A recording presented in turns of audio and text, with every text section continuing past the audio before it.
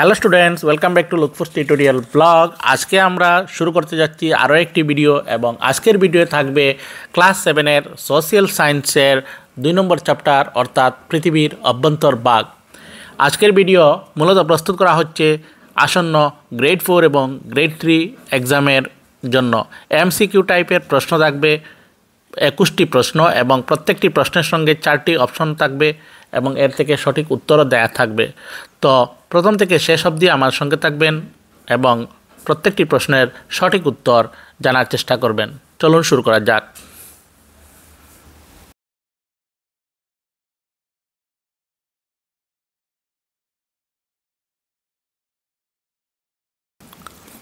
প্রিয় ছাত্রছাত্রীরা, আজকে আমাদের আলোচনায় থাকছে সপ্তম শ্রেণীর সমাজবিজ্ঞানের দ্বিতীয় অধ্যায় পৃথিবীর অভ্যন্তর ভাগ এবং এর সাথে আজকের প্রশ্ন উত্তর আমাদের শুরু হচ্ছে। এখানে প্রথম প্রশ্নটি দেওয়া আছে, পৃথিবীর অভ্যন্তরের উষ্ণতা কত? অপশন ক 5000 ডিগ্রি সেলসিয়াস, ক হচ্ছে 5500 ডিগ্রি সেলসিয়াস, আর গ হচ্ছে 6000 ডিগ্রি সেলসিয়াস এবং গ হচ্ছে 100 ডিগ্রি সেলসিয়াস। তো এখানে সঠিক উত্তর হবে অপশন গ 6000 ডিগ্রি সেলসিয়াস। এবার আমরা চলে যাচ্ছি দ্বিতীয় প্রশ্নে। দ্বিতীয় প্রশ্নটি হচ্ছে জলের উতলাঙ্ক কত? উতলাঙ্ক মানে জল কত ডিগ্রি উষ্ণতায় উতলিয়ে উঠে। ক 1000 ডিগ্রি সেলসিয়াস, খ 100 ডিগ্রি সেলসিয়াস, গ হচ্ছে 273 ডিগ্রি সেলসিয়াস, আর গ হচ্ছে 0 ডিগ্রি সেলসিয়াস। তো এখানে সঠিক উত্তর হবে অপশন খ 100 ডিগ্রি সেলসিয়াস। এবার আমরা ধীরে ধীরে চলে যাচ্ছি কোয়েশ্চন নাম্বার 3-তে। 3 নম্বর প্রশ্নটি হচ্ছে পৃথিবীর পৃষ্ঠ থেকে অভ্যন্তর ভাগ পর্যন্ত কয়টি স্তর আছে?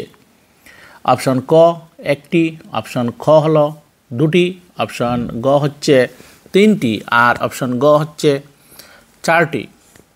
সো এখানে সঠিক উত্তর হবে অপশন গ 3টি। এই 3টি স্তর কী কী?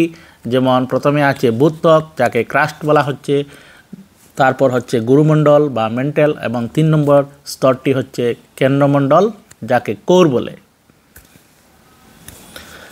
এবার আমরা 4 নম্বর প্রশ্ন নিয়ে আলোচনা করব। 4 নম্বর প্রশ্নটি হচ্ছে সাগরের তলদেশে ভূত্বকের গভীরতা কত? অপশন ক 5 থেকে 10 কিলোমিটার, ক হচ্ছে 10 থেকে 15 কিলোমিটার, আর গ হচ্ছে 5 থেকে 20 কিলোমিটার এবং গ হচ্ছে 16 থেকে 20 কিলোমিটার। তো এখানে সঠিক উত্তর হবে অপশন ক 5 থেকে 10 কিলোমিটার।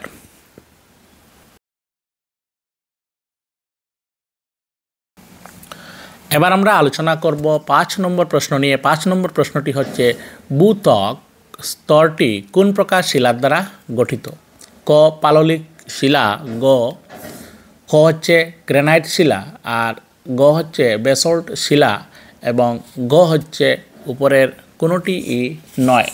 তো এখানে সঠিক উত্তর হবে অপশন খ গ্রানাইট শিলা।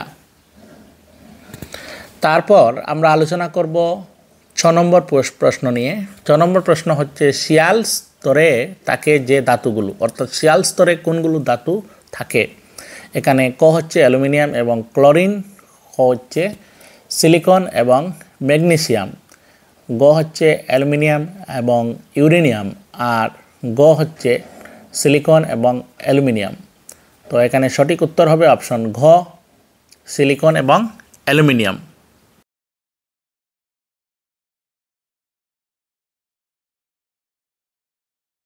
তারপর আমরা আলোচনা করতে যাচ্ছি 7 নম্বর প্রশ্ন নিয়ে। 7 নম্বর প্রশ্নটি হচ্ছে পৃথিবীর কোন স্তরকে সীমা বলা হয়? SIMA সীমা। ক ভূত্বক স্তর, ক হচ্ছে গুরুমণ্ডল স্তর, গ হচ্ছে কেন্দ্রমণ্ডল স্তর এবং গ হচ্ছে কোনোটি নয়। তো এখানে সঠিক উত্তর হবে অপশন খ গুরুমণ্ডল স্তর, অর্থাৎ গুরুমণ্ডল স্তরকে সীমা বলা হয়। তারপর আমরা আলোচনা করতে যাচ্ছি কোয়েশ্চন নাম্বার 8 নিয়ে। সীমা স্তরে কী কী ধাতু থাকে?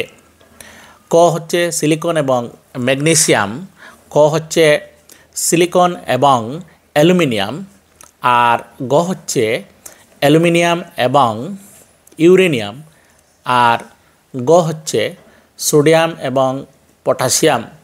তো এখানে সঠিক উত্তরটি হবে অপশন ক, সিলিকন এবং ম্যাগনেসিয়াম। তার পরবর্তীতে আমরা চলে যাচ্ছি 9 নম্বর প্রশ্নের দিকে। 9 নম্বর প্রশ্নটি হচ্ছে পৃথিবীর কেন্দ্রমণ্ডল স্তর কী কী ধাতু দ্বারা গঠিত? অপশন ক, লোহা, নিকেল এবং টিন। অপশন ক হচ্ছে লোহা, টিন এবং কোবাল্ট। অপশন গ দেওয়া আছে লোহা, নিকেল এবং কোবাল্ট। আর অপশন গ হলো নিকেল, অ্যালুমিনিয়াম আর কপার। সো এখানে সঠিক উত্তর হবে অপশন গ, লোহা, নিকেল এবং কোবাল্ট।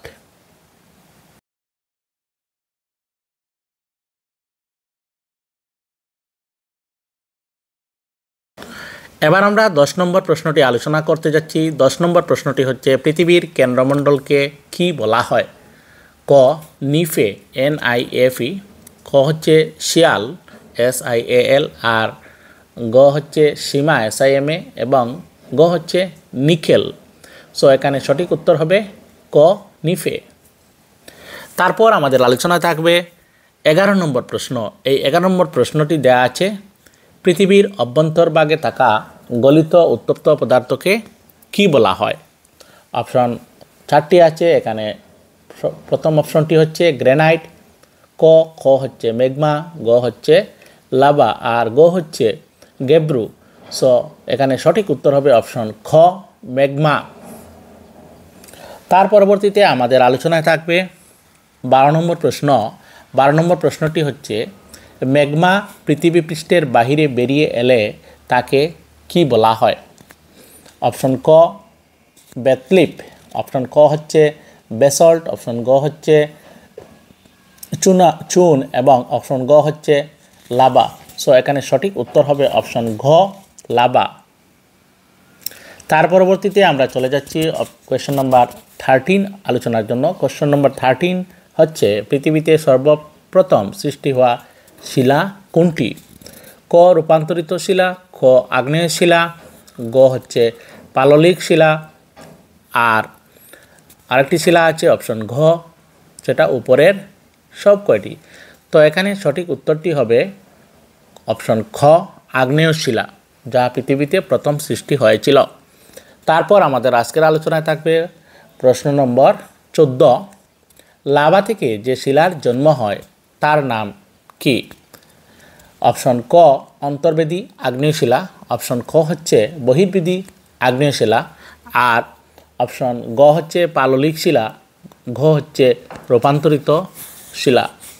এখানে সঠিক উত্তর হবে অপশন খ, বহির্বেদী আগ্নেয় শিলা। এবার আমরা চলে যাচ্ছি 15 নম্বর প্রশ্নের দিকে। 15 নম্বর প্রশ্নটি হচ্ছে নিচের কোনটি আগ্নেয় শিলার উদাহরণ নয়? অর্থাৎ নিচের কোনটি আগ্নেয় শিলার উদাহরণ নয়? ক, বেসল্ট। খ, কংগ্লোমারেট। গ হচ্ছে গেব্রু এবং গ হচ্ছে বেথলিপ। সো এখানে সঠিক উত্তরটি হবে অপশন খ, কংগ্লোমারেট।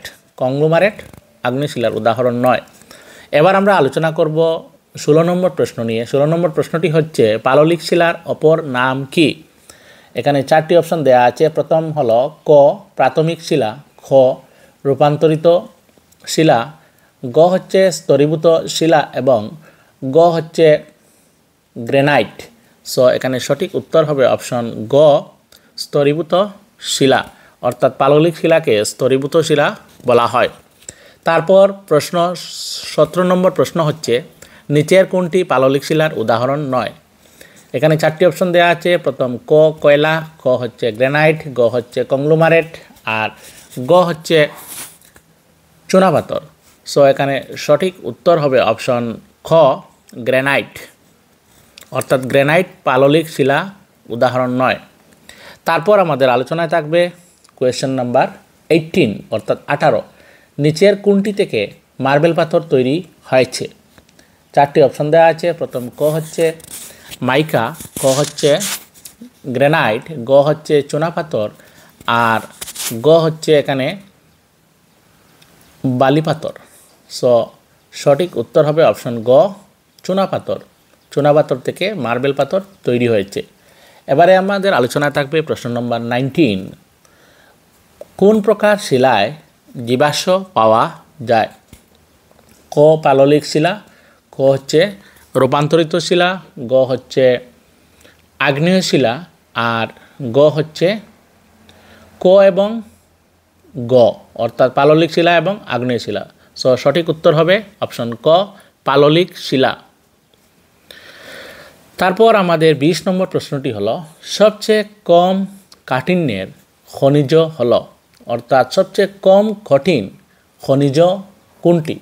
এখানে 4টি অপশন দেওয়া আছে। প্রথম অপশনটি হচ্ছে ম্যাকালাইট, খ হচ্ছে ট্যাল্ক, গ হচ্ছে হীরা, আর গ হচ্ছে কোয়ার্জ। সো এখানে সঠিক উত্তর হবে অপশন খ ট্যাল্ক। তারপর আমাদের আলোচনা থাকবে আজকের এই ভিডিও শেষ প্রশ্ন, সবচেয়ে বেশি কঠিন খনিজ পদার্থের নাম কি? অপশন ক ফেলসফার, অপশন খ হচ্ছে ট্যাল্ক, গ হচ্ছে হীরা, আর গ হচ্ছে সিলিকা। সো এখানে সঠিক উত্তর হবে অপশন গ হীরা।